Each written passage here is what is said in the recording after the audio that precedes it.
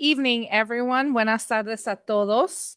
I would like to call the curriculum committee meeting of Monday, May 18th, 2026 at 6 p.m. to order. At this time, I will ask for a roll call. Mayra Reyes. Vania Valencia. Saul Olivas. Amy Engel. John Simpson. Bob Helverson. Thank you. The next item on the agenda is public comments, but we do not have any.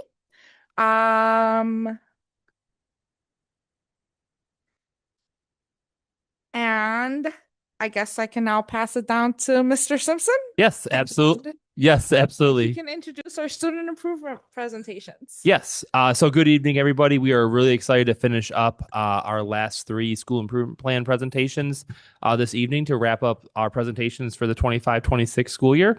And first up, I would like to welcome Beaupre for their school improvement presentation.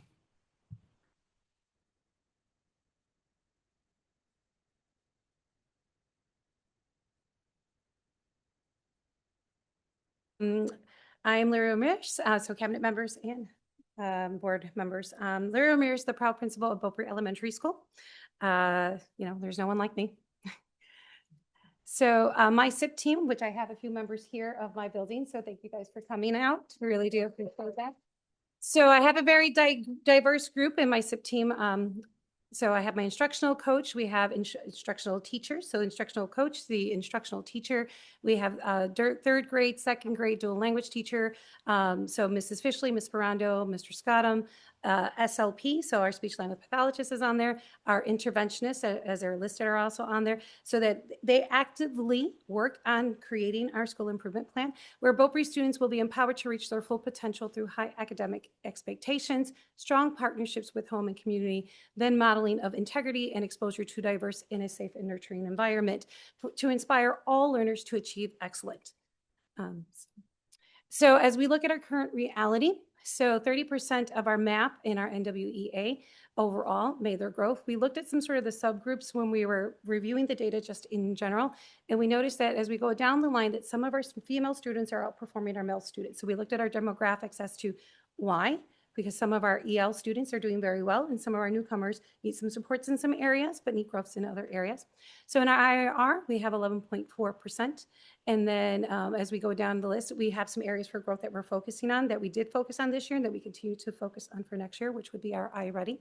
We want to make sure that we can help students gain skills and support the teachers as they learn the scaffolds and the supports that they need to embed to help students grow in that area. Our MAP, we have a 14.2% for our English, but a 21.9% for our Spanish, and that has been relatively realistic to what Beaupre is. We have a large population of EL students and a large population of newcomers. So then in some of those areas, those newcomers are making great leaps, because if you notice, they have 33.3% of our newcomers for our Spanish achievement in reading. In Spanish, but then there's area of growth for that 15.3% in English, but we're also noting that they are making that connection between the both languages. And then our literacy and IAR, we're at 13.6%. But again, this is one of the areas that we look at our demographics, because our female students are outperforming our male students. We want to make sure that we can look into the rationale and the reasoning behind that, so we can build the supports in for our male students in that area. And then for our ADA, we sit strongly at 92.4%. There's some fluctuation, as we know, when we go through holidays and breaks, but overall, we're still at that parameter at 92.3% overall. Goes back and forth between 92 and 93. For our chronic absenteeism, we're at 21%. So then we try to target, again, we know that it's our males. We know we have a large portion of our EL students, but not necessarily our newcomers. So then build in the supports by connecting with those families and meeting with them and bringing them into the building so they can have a conversation with me. We have our referrals at 11.5%. Again, we know that this is our males at 20.3%, but I also will let you know that not necessarily from the K-5 Gen Ed program. A lot of these referrals are coming from our instructional end, so our programs that we have, and these are not necessarily for management of like behavior, but more restorative practices, and then just supports that we can put into place as we identify the areas that students need to grow in for the SEL component through our behaviors, our BCBA, and then coming back and bringing that to teams if it's specifically a student in one of our instructional programs. Okay, I'm going to go ahead and move on to our literacy goal. We set the objective of our students meeting 45% students overall to meet their growth overall for this school year. We did this by looking at our teachers and building the capacity of our teachers to the content of modeling and using effective language. So we did that by partnership of our ILT team, our instructional coach, but also connecting with language acquisition, both for our literacy goal and our math goal. We provided PD for the teachers during the opportunities of just a PLC time, our SIP days, and then just breakouts with the interventionist or the instructional coach during specific, you had to meet with a certain team to discuss overall the performance of your students. And then we circled back as an ILT team and we did walkthroughs where we gave immediate feedback back to our teachers about what the glows and the growths. And then we would come back as a team to look at the new steps or the next steps that we would be then taking. So either creating new steps or just saying, let's continue with this step. For our growth. I will say that we shot for a goal of 45% and 61% of our students exceeded that. So then we went above our mark of 45 for the whole building and we hit it for 61%. So very proud of our student performance for our literacy goal. For our numeracy goal, we set the same thing at 45% to be measured by NWEA.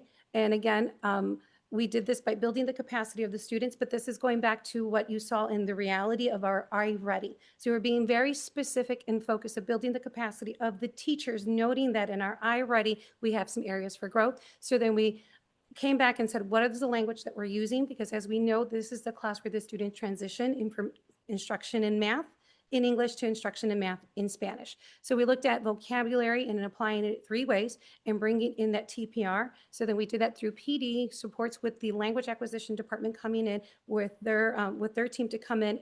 Teachers would sign up, meet with them specifically. We would either do whole group PLC and then sign up when they came back for individual workshop times with the teachers and the teams. And then the ILT team would come back and do walkthroughs where we not only visit the teacher once, we would see it at the beginning, come back and see it in the middle, and then come back and see it at the end so that we can model and track what we shared with them as an expectation in that modeling and the support, and then come back with that feedback, then come back and see it again, and then it just lend itself for consistency across the board. And I can tell you, as I floated between the English and the Spanish dominant class, you could see the same strategies between those partnership teachers going back and forth because we built in that TPR into the lessons. For our culture of belonging, we set out, as we know, we are a highly populated EL building. I'm proud to say that. We set out for that 60% of our families would be able to come in 1 or more event that we had. So we also then wanted to make sure that we established a culture of belonging from our students to from our staff. So what we set out first thing in the year, I'm very proud to say that I set out and told my teachers, I want every student to get a personalized postcard from their teacher at some point this year. You know, I'm not expecting you from day one to do your whole class because sometimes that's a little overwhelming, but by the end of the year.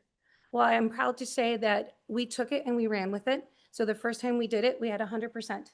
The teachers did it. Then we came back and did it a second time and the teachers did it again.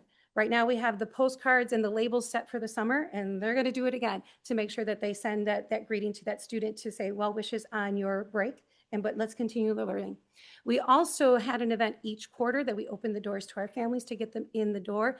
I'm so proud to say that last week was so busy, you couldn't ask me where I was at because we had quite a few events. But one of the most beautiful events that I had was a collaboration between my instructional classes and my Gen Ed Spanish class and dual language class, where they took a unit from instruction. The students got into mixed groups between these contents of languages and diversity of just needs. And they created advertisements, they gave presentations, they really worked through how they were going to present this to families. They opened the door, we had pseudo fake money, and the parents came in. And there's nothing more beautiful to see than that 8-year-old, 9-year-old, he's got to be 9, nonverbal student say that one sentence with fluidity, being supported by his one-to-one, and the parent getting teary-eyed. So I would like to say that we've created that safe, nurturing environment in our building. for all members. We are also one of the partnership schools that was able to work with Linton Ellis and our cultural belonging, looking at our climate and our culture. And I'm proud to say that when he did his survey, and it's not a survey that I take, it's a survey that the staff takes. And out of his 4.0 scale, both we scored a 3.59. So the staff really honed into making the environment that safe and nurturing building, not just for the students, but for the parents, because we invited the parents in for coffee with the principal, where I took more of a back seat. And then we invited the interventionists to lead coffee with the principal, the behaviorists to lead coffee with the principal, the reading coaches. We invited them to do the workshops for the parents. And then we created those memories for the parents as they created artifacts, whether it was a bookmarker or a school ornament for Christmas. Reading the young author books that they did with Dr. Guzman came in, and they all became authors, and reading those stories with those parents. So I'm really proud to say that we set out to achieve some of the goals that we set, but we expanded on some of the goals that we set and look forward to increasing our goals for next year and just creating new goals and expanding where we are this year. I talk really fast when I'm really nervous, but that's okay. So thank you. If you have any questions. I don't have any questions, but you do talk fast, just like I do. So I kept up with you the whole time. Larry, I do have one comment though. Yeah. I was really impressed with when you look at your priority teaching practices and the alignment you had to your key actions there. Because you can see some of the relevant quantitative or the relative steps you're taking that are helping drive the quantitative data. But I was really impressed with the priority teaching practices specifically and how the key actions lined up. So nice job. Kudos to you and your team for that.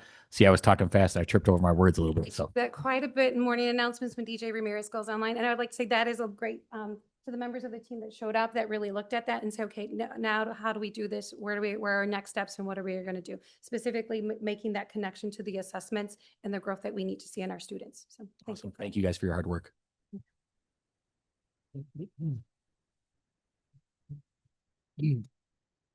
Thank you very much, Ms. Ramirez. Next up, I'd like to welcome the Bardwell administrative team for their school improvement presentation.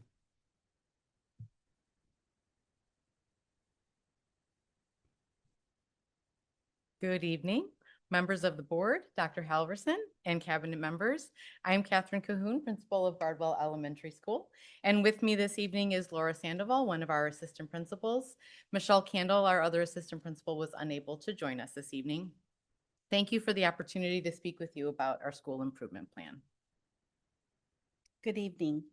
Our school improvement team is composed of teacher representatives from each grade level, including English dominant and Spanish dominant teachers, as well as representatives from other various school teams. This year, together with our school leadership team and staff, we revised our school mission and vision statements to more closely reflect the goals we set for all Bardwell students. We'd like to recognize Mrs. Ruiz, who is here this evening, one of our interventionists who's supporting us. She's on our ILT. The data reflected on this slide indicates that we must continue our focus on increasing student achievement in both literacy and math. However, we would like to highlight that our IAR proficiency in ELA increased by 9% in 2025 to 16.1% from 7.2% in 2024. And in math, we increased by 4% in 2025 to 6.3% from 2.3% in 2024. Our hard work by students and staff was also reflected in this year's winter map assessments, as 59% of our students made their expected growth in reading and 66% of our students made their expected growth in math. The data reflected on this slide indicates that we must continue our focus on increasing our daily attendance rate and reducing our chronic absenteeism rate. While 15% of our students, 94 students, have received a behavior referral this year, more than half of the 94 students received only one referral. That's about 61 students. Students with multiple referrals received additional one-to-one or small group behavior and or social emotional interventions. I would like to highlight a couple of our pictures to show the work that we have done this year. So one of the things that we did was we identified monthly themes to align with our Be safe, be respectful, be responsible. The picture in the middle shows our February theme of being being kind. And then our last picture, we actually noticed that our referrals mostly happen during recess. So this year, one of our initiatives was to organize classrooms and stations to minimize the amount of students playing in one area and getting into mischief. So you see a couple of our students playing at one of the stations. We actually asked our students what they were interested in playing during recess. And so we purchased the giant Jenga, we purchased giant tic-tac-toe. And so now they're able to rotate weekly amongst those stations that have been identified. And we have seen a decrease in the referrals during the recess time. To support our literacy goal of increasing the percentage of students meeting or exceeding grade level expectations in reading and writing by 5%, we prioritized student-centered instructional practices to foster active participation. Teachers are strengthening classroom discourse by facilitating rich discussion, using open-ended and high-level questioning strategies, and creating opportunities for students to explain their thinking and learn from one another. Our implementation efforts included teachers engaging in professional development focused on strategic curricular planning using our HMH resources to deliver rigorous standards-aligned instruction.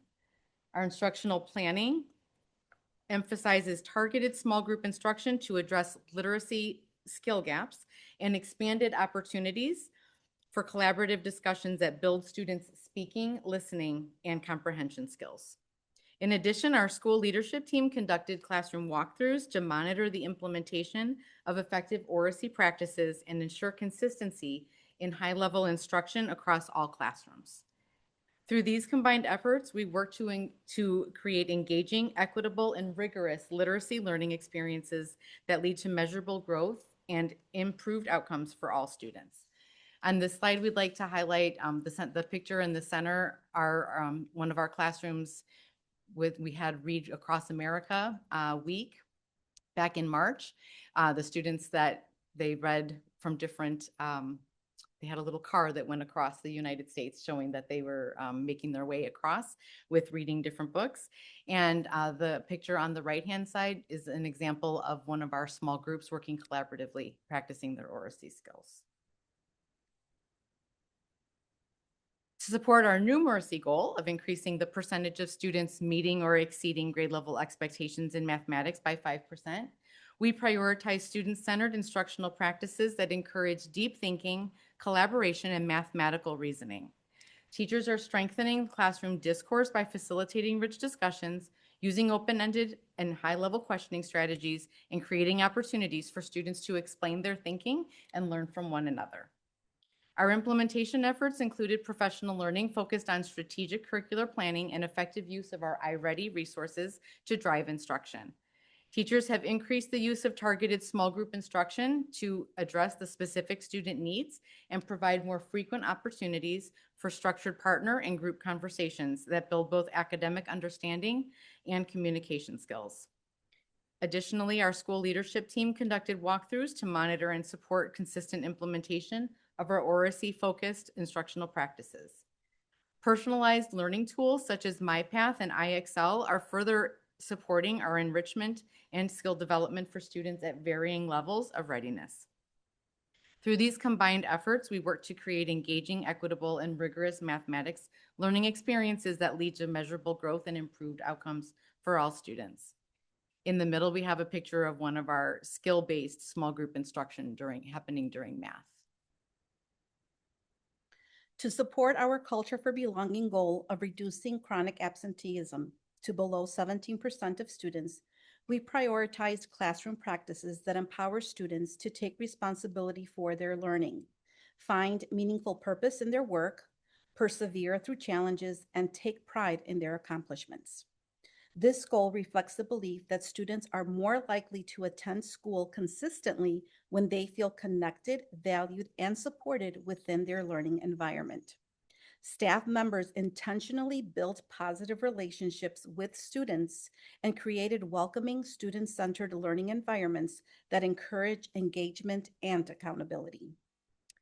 Key actions that supported this initiative include getting to know you activities to strengthen relationships between students and staff, ABC Awards and Golden Bear Bucks to recognize positive behavior and achievement, and the 2x10 relationship builder, in which staff members intentionally met with identified students for 2 minutes a day for 10 consecutive days.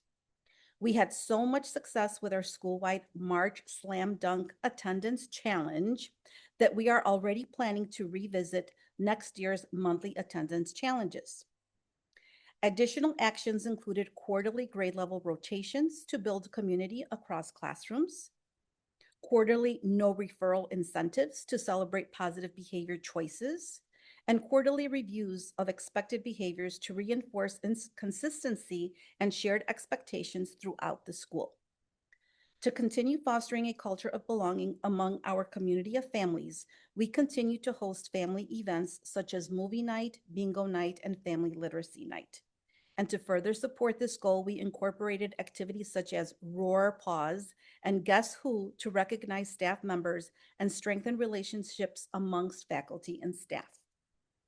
Through these combined efforts, Bardwell Elementary is committed to creating a supportive and inclusive school culture where every student and staff member feels a sense of belonging and is motivated to attend, engage, and succeed. Okay, that concludes our presentation. Thank you very much. Are there any questions? No questions. I just want to say congratulations to Mrs. Sandoval on her retirement, and we wish you the best. I know we've got a lot of retirees from Bardwell this year, so a lot of big shoes to fill, but I just want to say congratulations. Thank you so much. You're welcome.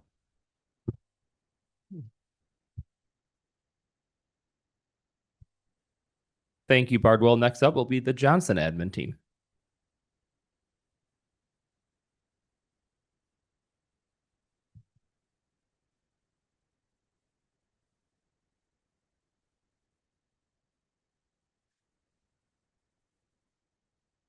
All right. Good evening, members of the board and Dr. Haverson. My name is Ines Sem, principal of CI Johnson Elementary School, and I have with me. I'm Courtney Bissell. I'm the assistant principal. And we are proud to present our student improvement plan for Johnson Elementary School, home of the Jaguars. So our mission is to educate and empower every student to reach their full potential in a safe and inclusive environment. We envision a future where our students are not just learners, but innovative problem solvers and compassionate leaders. This plan is a collaborative effort led by our dedicated grade level leads, Julie Weintraub, Isabel Jajorian, and Sandra De Los Santos, along with our interventionists, Nicole Kavanaugh and Jennifer Lipscomb, as well as our instructional coach, Robbie Savoy, who ensure our strategies are executed with precision. And we're going to talk about our current reality. To improve, we must first be honest and look at where we're standing right now, right? So our current reality is based on our winter benchmark. So we have a strength and opportunities to grow.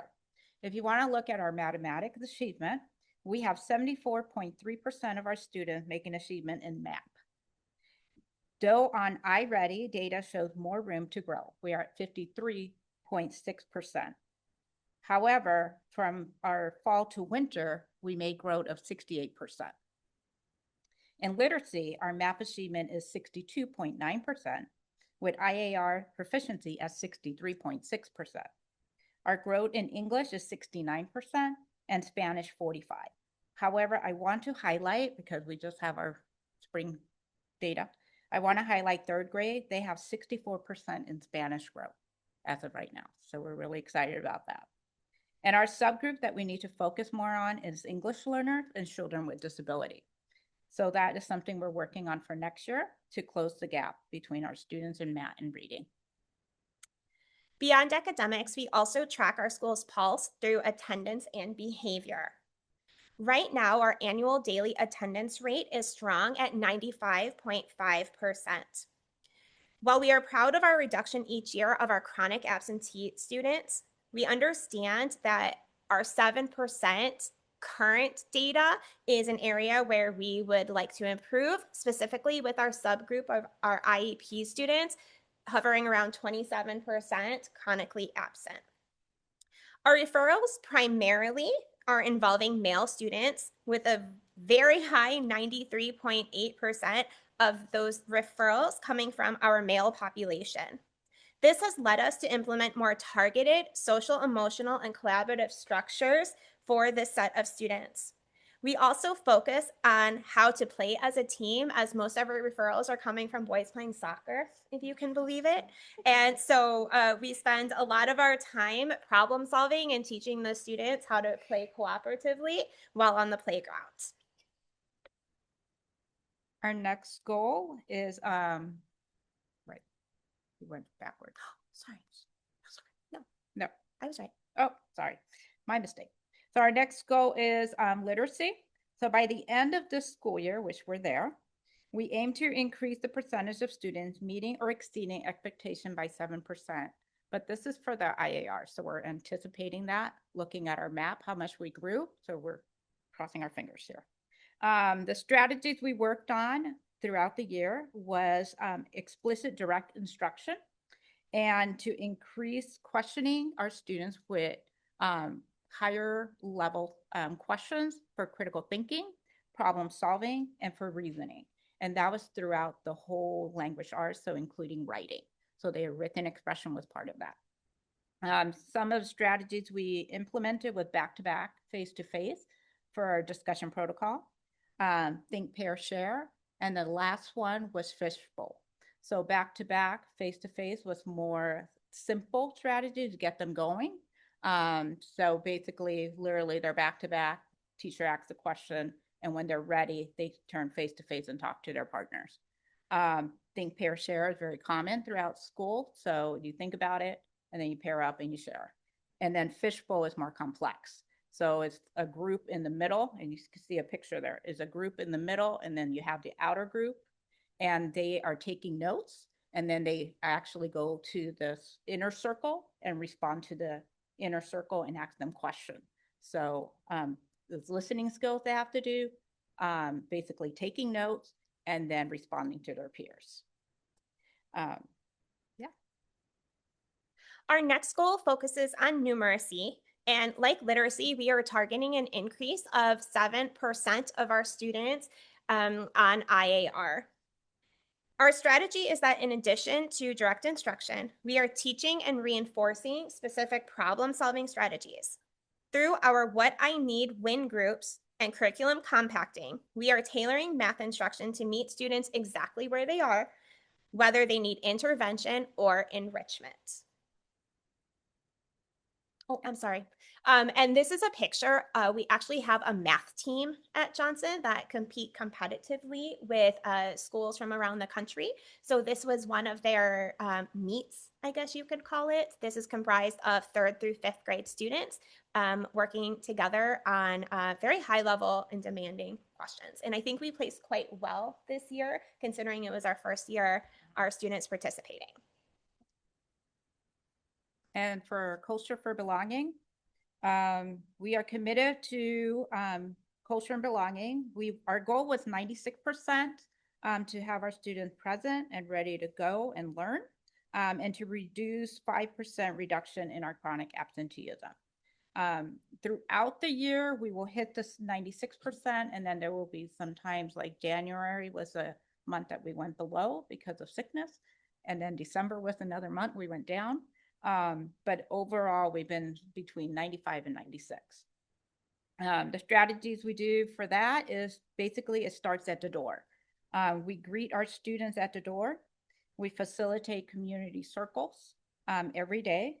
And then we also have our student voice in mind. So what that means is we have a student advisory team, and each classroom has a student representative that comes to the meeting, and they share what their concerns are, what initiatives they want in the building. They give us ideas of like PAW rewards that they think will be great. They also suggest like for playground, what we need to purchase. So they have a little voice of what Johnson is all about. And then teachers are also using Kagan strategies in the classroom to kind of build that collaboration and team building.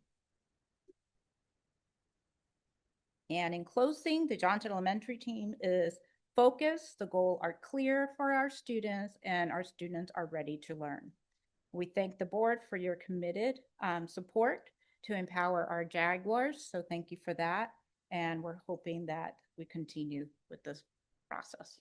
Thank you. Questions? No questions, but I want to commend your school for giving your students voice. I love that. Yeah. Thank you. Yeah. Thank you.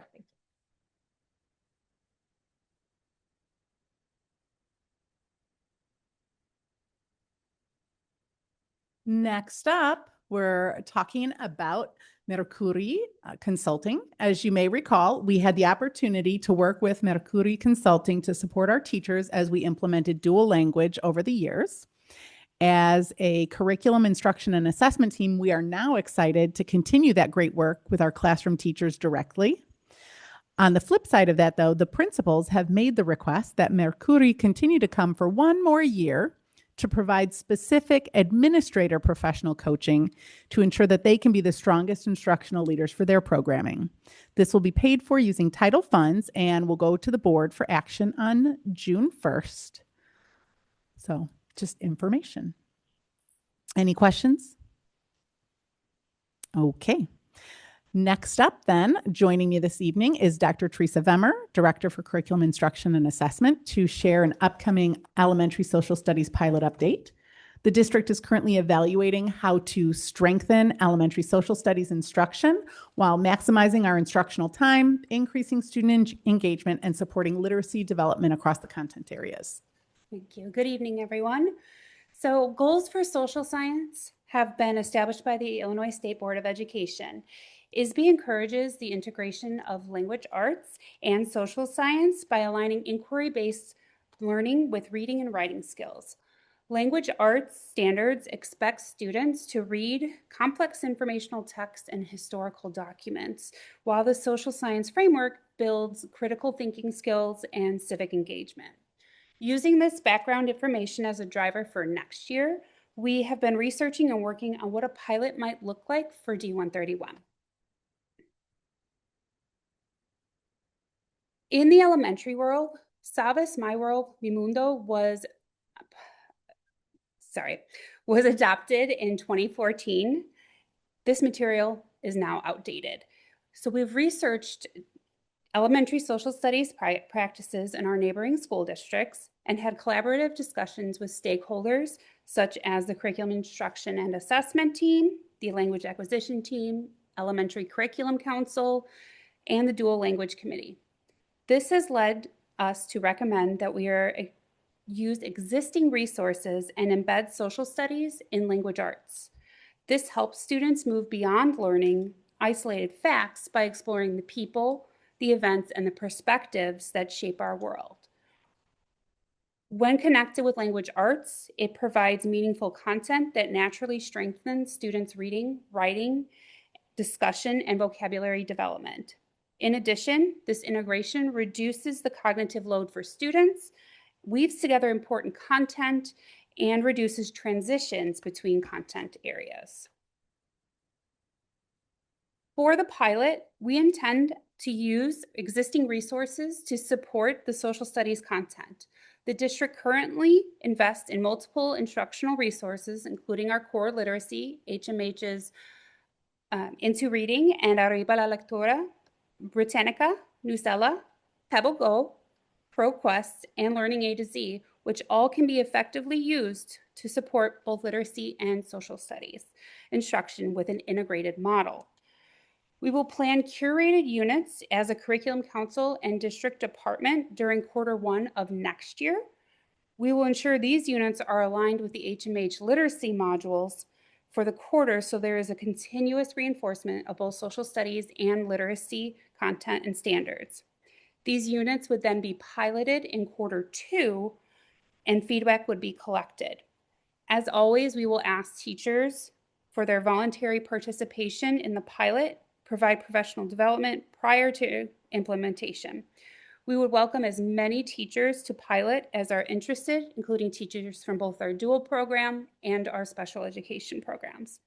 The proposal is supported by the strong alignment between Illinois literacy standards and social studies inquiry standards, research and instructional practice support, integrating reading and writing across the curriculum would then improve literacy outcomes.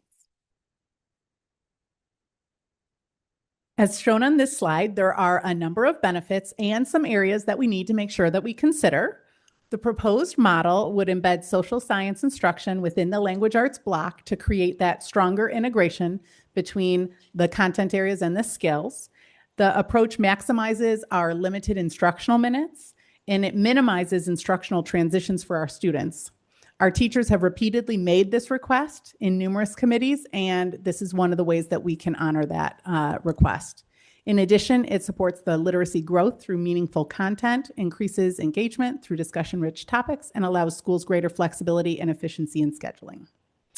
We recognize that there will be important areas to reinforce through the pilot, such as balancing the literacy and social studies content and the ISB requirement that we focus on those mandated social studies concepts, including instruction in civics, geography, history, and inquiry skills, and we'll be purposeful in the pilot to address these areas.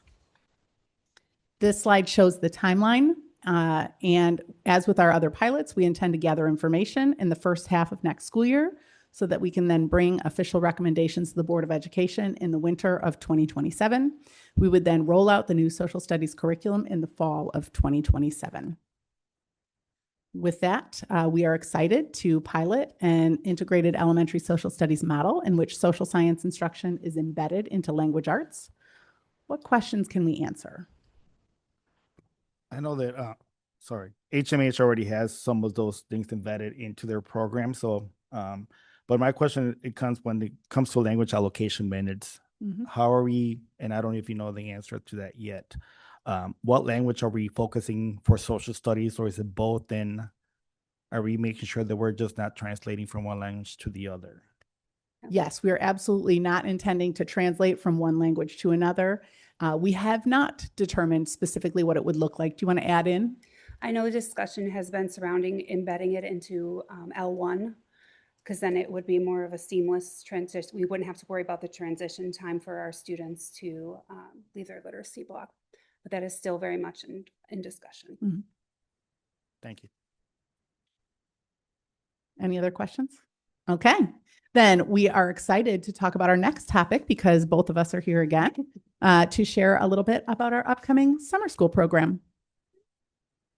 All right, so this year preschool will be hosted at Gonzales for the summer.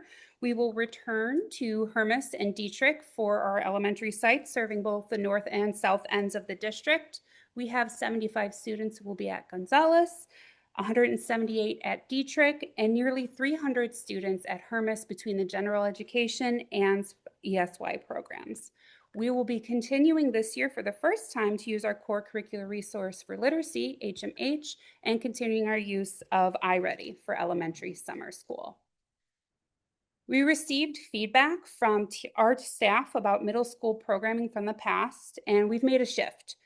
We previously used an online platform called Elevate, where our teachers would just support in person. The staff requested that we change to a model where we provide our own instruction and align it with our core curriculum, much like elementary. We've been able to honor that request and are excited to see the program this year, continuing our use of iReady and My Perspectives for the middle school. So the middle school numbers are actually higher than what are on the screen. We have 94 6th through 8th graders that will be joining us this summer at Cowherd, along with 16 ESY students. We also have a small group of newcomers who will receive targeted instruction as well. At the high school, we have 600 students this summer, where we will be piloting in-person algebra recovery, along with the typical driver's ed, health, and other credit recovery options. We also have 16 students continuing their summer at Extension Campus. For the first time, we are going to have our summer camps at the summer school sites, so at the 3 K-8 sites, as well as STEM Ignition. Current numbers are listed above. We also have the Boys and Girls Club at Allen, where they will serve D131 students, and this is through the partnership with the city of Aurora. We have completed staffing for summer school. Everyone has been notified of their positions, and anybody who's still interested in supporting our summer programming could consider applying for summer sports camp, as I still have a few coaching positions available. What questions do you have? Oop, no, I don't want that. Is the Ellen for the City of Aurora Boys and Girls Club I know we have the other at the other sites. Is that something different? They get bused if they get selected, or how does that work? No, so that's separate from the D131 sports camps and STEM. Those completely separate and taken care of by the Boys and Girls Club. Great question. The Allen one is a full day program. Okay. And transportation is not provided. Okay. And it's completely scheduled through the Boys and Girls Club. Got it. I just wanted clarification on that. I don't have any questions, but I do want to note that thank you to the curriculum instruction and assessment team for listening to our teachers, especially at the middle school level when it came to the teachers who were teaching summer school at Coward. I know that that's been an ongoing message since I've taken over as superintendent, and it's another example of us making sure that we're listening to the people who are on the ground floor, doing what's right for students. So once again, thank you to those teachers who advocated, and thank you to Dr. Engel and Dr. Bemmer for listening to them and providing another opportunity for our students this summer. Thank you. We look forward to it. Thanks. Ms. Gibson, stop smiling out there. I saw you. She was a good, positive voice for change. Thank you, Dr. Gibson. Thank you for that correction. That is right. That is earned. Dr. Gibson, thank you. Okay. Last but not least, today we have our attendance and enrollment update. Current enrollment as of the 8th of May was 11,693 students. Attendance currently sits at 89.06%. We have registration continually moving forward. We have 88% of our families registered at this point and are continuing to encourage registration across the levels, but certainly at that secondary level where we still have a little bit more of a push needed. Currently, we have 96% of our preschool and elementary families registered. We have 80.4% of our secondary families registered, so that number has gone up. We still have room to go, though. We have 72.7% of our high school students who are currently registered, and our SIS team and registration team have been actively monitoring and supporting that work. With that, back to you, Chairperson. Wonderful. Thank you so much. Our next curriculum meeting will be June 15 at 6 p.m. here at the Admin Center. And with that, we will adjourn at 6:42 p.m. Have a wonderful evening.